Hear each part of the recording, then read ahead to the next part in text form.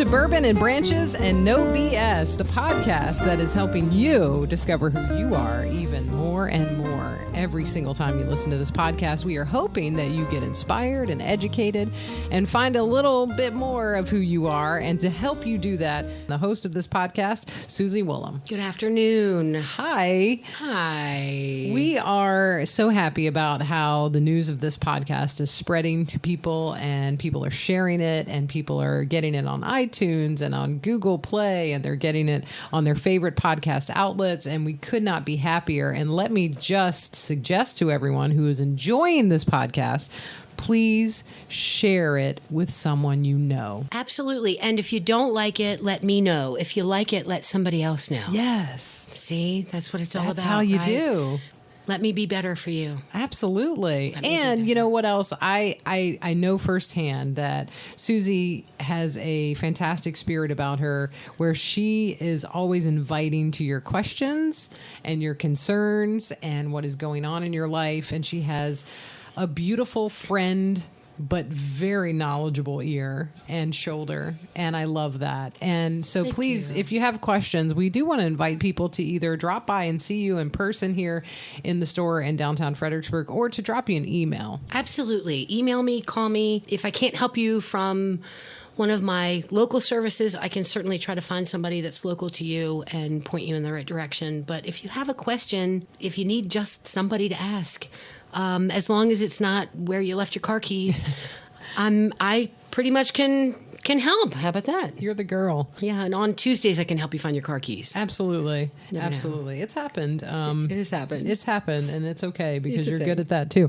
This episode today is going to be one of those episodes that make you feel a range of emotions. It's a little more difficult subject than what we've talked about before, and it may be a subject that some people don't want to talk about or think about. And I think that's why, I don't know, maybe I'm so good at talking about it and thinking about it and helping people to jump that barrier. So today what we're going to talk about is embracing and honoring the death experience and how you can utilize an end-of-life doula, which of course I am, and there are many other in the country, certainly, how you can utilize their services before the death experience, but also for the family to help them through the death experience. I recall vividly, and I know everyone has their own moment and story that they're thinking about right now as you say that. I recall vividly when my grandfather passed from Alzheimer's, and the process, the journey at the end of his life,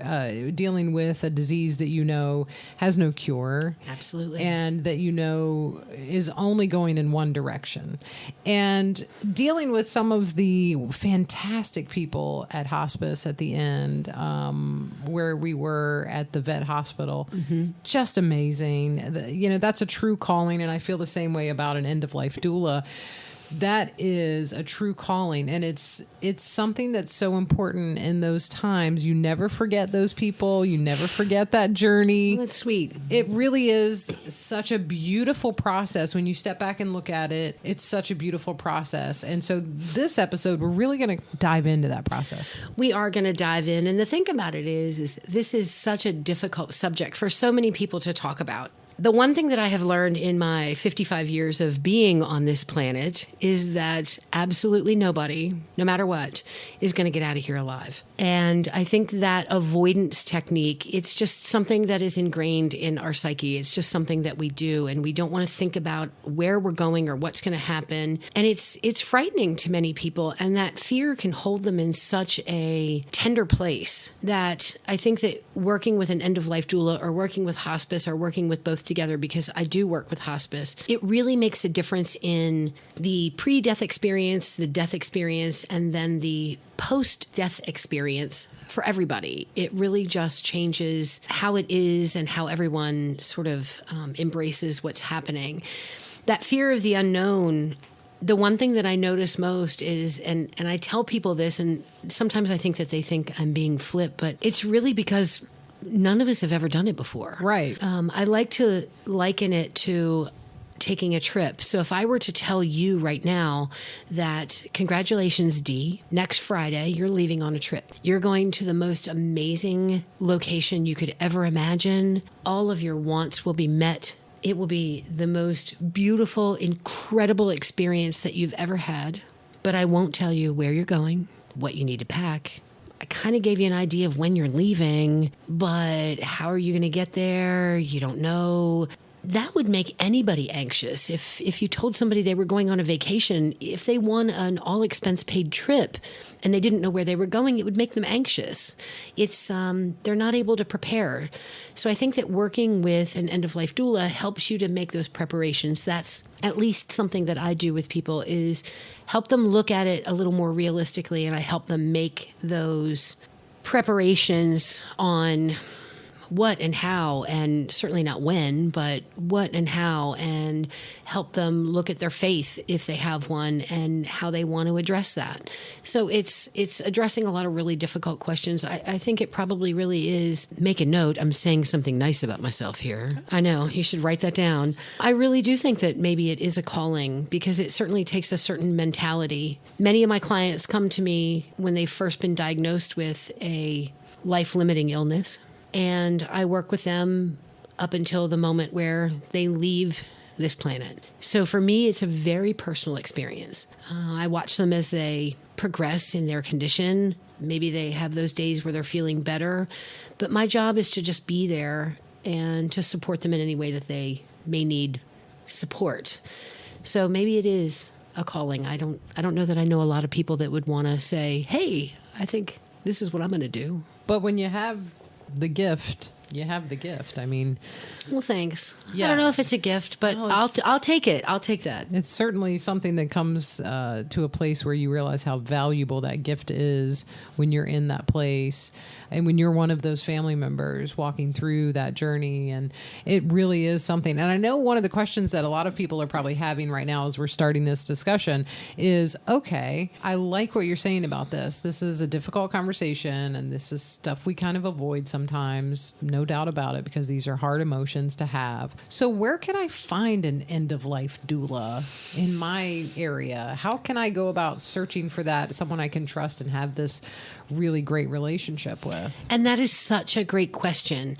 My certification is through the University of Vermont. I actually went through the University of Vermont Medical School to get my certification. And you could certainly contact them. I think that you could probably contact the hospice in the location of where you're at if you didn't want to contact the University of Vermont. But I think it's important to have that conversation. Much like a doula would be hired to bring a baby into the world, an end-of-life doula is here to help take that life out, in that we provide you with the information. A doula never really gets involved. They provide the information. They're there for support. They're there for information, and that's our job. And not only do we support the person who is leaving this planet. I know a lot of people are uncomfortable with the word dying. I'm trying not to use it as much as possible. It's a word I use a lot. People die. It happens. We've all experienced it. But not only do we support the dying, but we support the family of the dying. We are there to help that family. If the person decides to have a home funeral, we help them understand how to tend to the body, how to take care of things.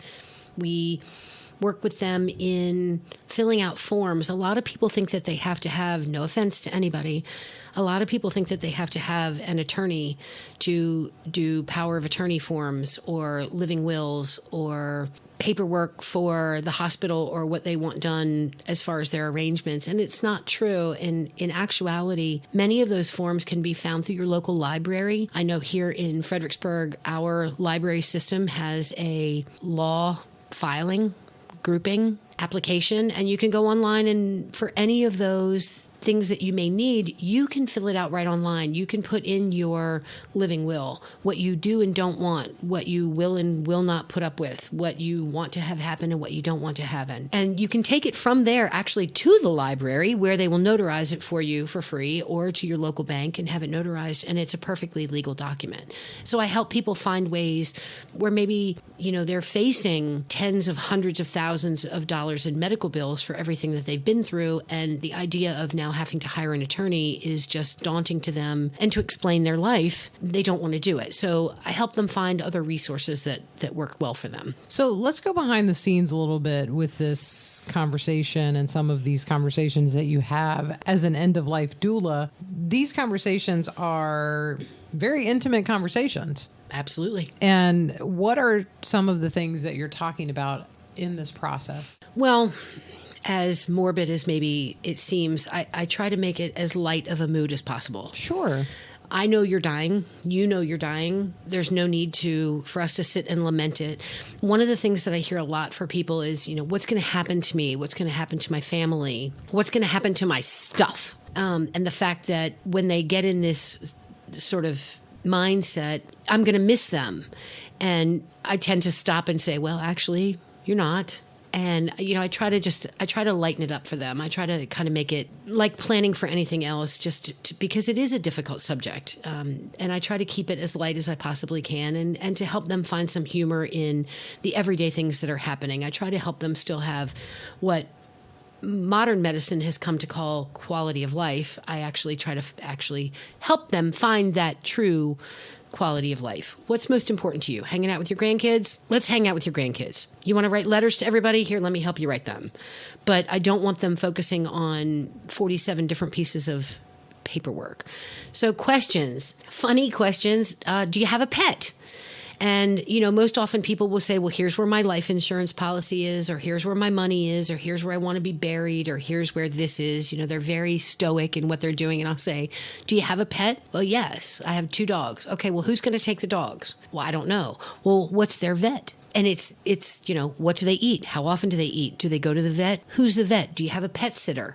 If something happens to you, who do we call? Do you have an iguana hidden in the bedroom closet that we need to know about, that we need to take care of? Are you a snake habitat that we don't know about? Little things like this that people don't think about. What are your online subscriptions? Do you subscribe to 46 podcasts? Well, let us take care of that. What's your login for your Facebook page? If you don't want that to be a thing, we'll take care of that. Silly questions that I think that are overlooked so often because they're so bogged down in paperwork. So I try to make it a little more fun for them. How do you want your grandchildren to remember you? Okay, well, what can we do? How can we do that? You want to write them letters. Okay, well, what about this? How about if we look at some photographs? How about if we take these photographs in this box and we sort them out and we send them out to who they belong to? How about if we do that?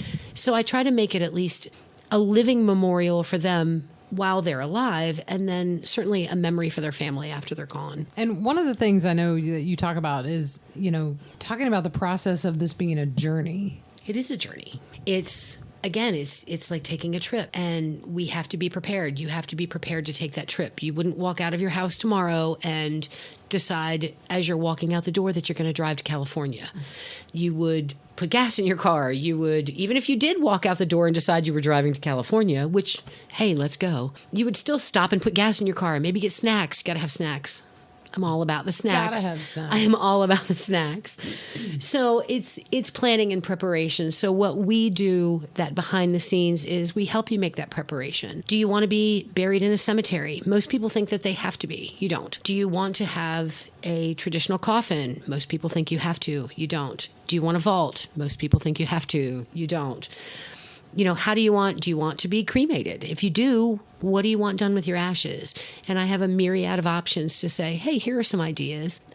From, as we were discussing earlier, from making home defense bullets out of your ashes, right, to making literally an LP record that you record ahead of time with your voice and your message, and then once you pass, they actually take your ashes and press them into that record.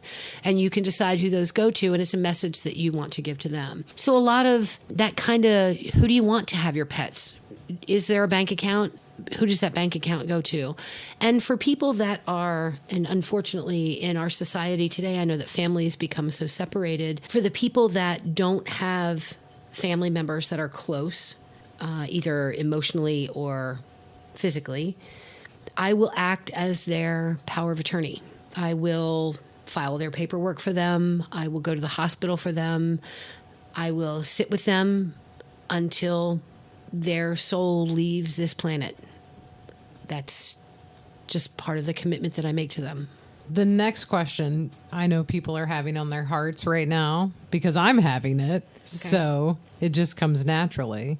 How do you, as a person, handle those moments where you've been with people at the transition part of that journey? How do you handle that? What is that process like? How do you process those emotions? Because, you know, those of us who are family members or friends, or we're standing by in that moment, that's so hard, you know, and those emotions are so raw. Part of it is, I'm thinking back to my grandfather's passing, and obviously so emotional, but, you know, I look back on it now and I think how beautiful for me to be a part of that moment. I wonder if you experience some of the same. It is. As we both tear up, by the I way, know. just so you know. It is one of the most beautiful moments. As again, as morbid as that may sound to some people, it is one of the most beautiful moments that you could ever experience, to know that this person, that this soul, that this being entrusted you with everything on this plane that mattered to them.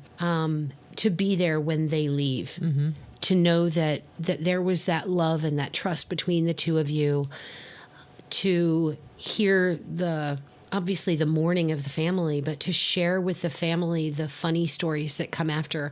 Because as we know, it's an immediate response. It is. We all have that immediate grief, but within minutes we're laughing about something that person did or said or shared with us. And that's what it's about, is that we're here to celebrate the life. We're not here to mourn the loss. The mourning of the loss comes naturally. It's one of the many stages of grief, and it's just something that we do. But if we can stay in that moment of celebration, and for me, it's such a blessing, it's such a gift to be there, to hold their hand when the family can't, because it's just too much. Right. And to say, you know, I'm here, I'm good.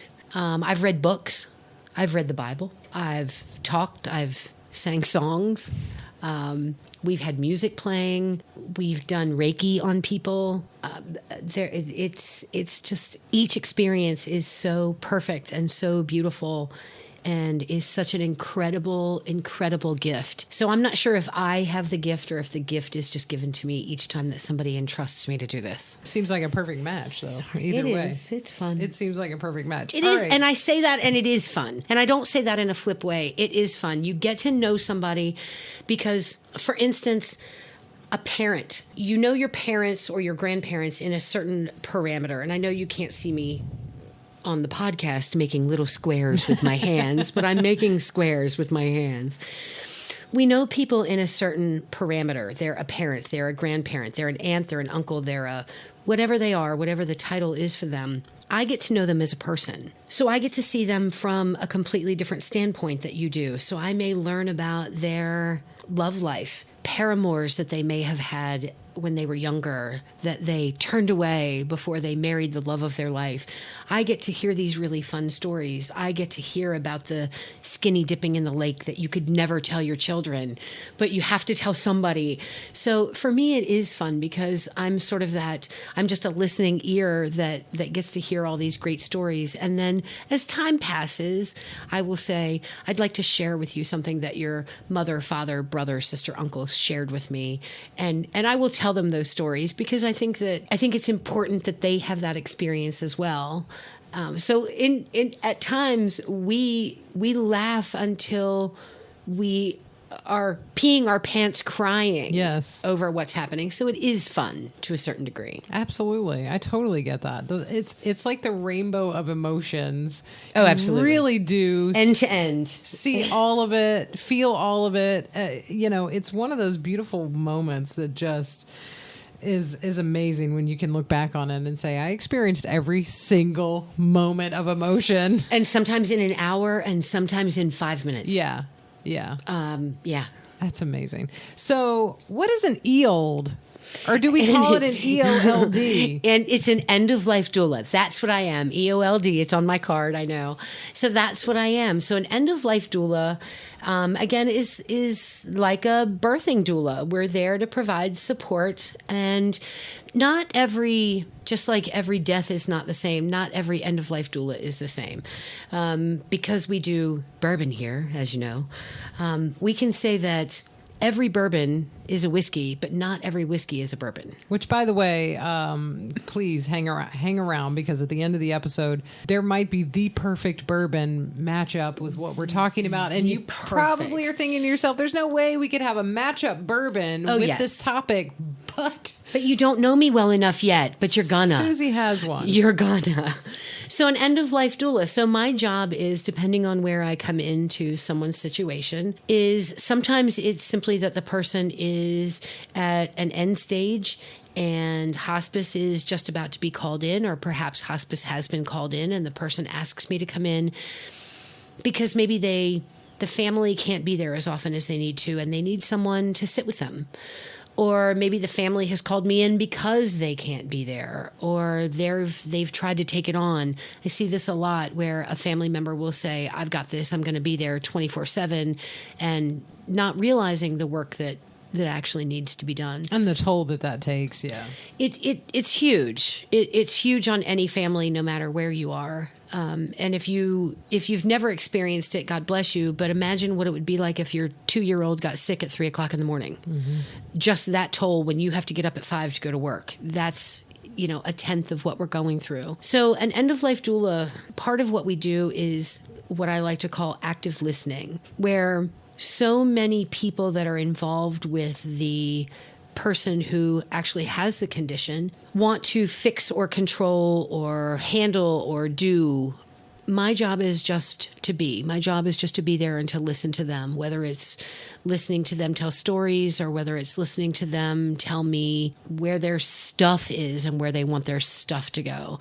One of the things that I do is I will work with them, and I know that you've seen, I have a couple books here that I absolutely love. Someday I'll write my own, but in the meantime, these work great. I'm dead, now what? Mm-hmm. And so I help them sit down, and it really talks about, these are the people that know where this is. These are the people that know where my insurance policy is. This is my passwords. This is how I want to be buried. These are the kind of flowers I want. This is paid for. That's a huge one. This is paid for. This is not. A lot of people don't know that because they get stuck. They get stuck in fear. And I see a lot where people they won't talk to their doctor about end of life because they're afraid that their doctor will think that they've given up. They won't talk to their children because they're afraid of upsetting them. They won't talk to their spouse because they're afraid that their spouse will become upset and think that they've just given up on life, when in fact they just want to get themselves together. So that's kind of where I come in and say, well, whether it happens tomorrow or next week or next year or 20 years from now, we are all going to die. So why don't we do this now?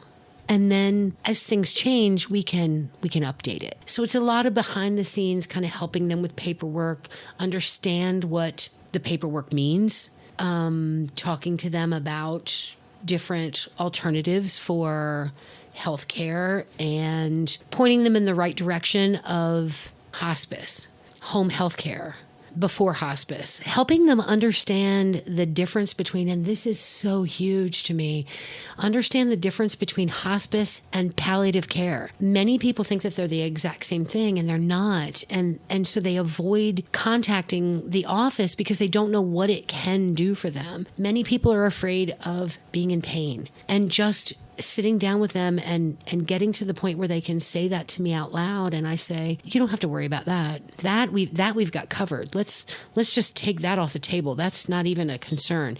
Let's talk about, something else that maybe is concerning you. Are you afraid to the pain to your children? well, how can we do that? Do you have do you have a spiritual connection? Do you have a church that you work with? And I will make those outreach calls to their minister, to the outreach groups in their churches. It's just, sometimes it's a lot of paperwork and not much else, but at least I'm there to do the paperwork for them. And sometimes that's the person that can do it without feeling the burden of all the emotionality around what's going on, because family members, friends, you are so in the moment with all of that. In the moment. Yeah. And my whole thing is we do no medical care. Now, for me, it's a little different because, again, because I work with the integrative medicine program, I sometimes see people right when they've first been diagnosed. And they may come to me for massage or reflexology or Reiki first. And as their condition progresses, they know what I do. If they approach me and ask me to do this with them, then I do. But so for me, there are times where I guess you could say integrative medical treatment is provided. But when we come to the point of just being their End of Life Doula, it's completely non-medical. I'm non-judgmental. If you want to become a tree, I'm going to help you become a tree. Right. And I'm not going to judge you, and I'm not going to fuss at you. If you want to be buried in Bethlehem Steelworks forge, I'm going to find out if that can be done. Where sometimes families are, because they're so caught up in what's happening, it's frightening to them and they don't understand. So for me, I do have that outsider perspective of saying, okay, well, this is what she wants, so let's see if we can make this happen. Does this also translate over to animals and their end of life? You know, a lot of people have a very close, very parent-child relationship with their animals, and that end of life process can be really, really difficult on people. It can, and you know what a sucker I am for all things animal. It does translate over where we don't have maybe all the paperwork and plans. In that aspect, sometimes I'm called upon to be the person when an animal has first, and this has happened a number of times, where the animal has first been diagnosed with a life-limiting illness.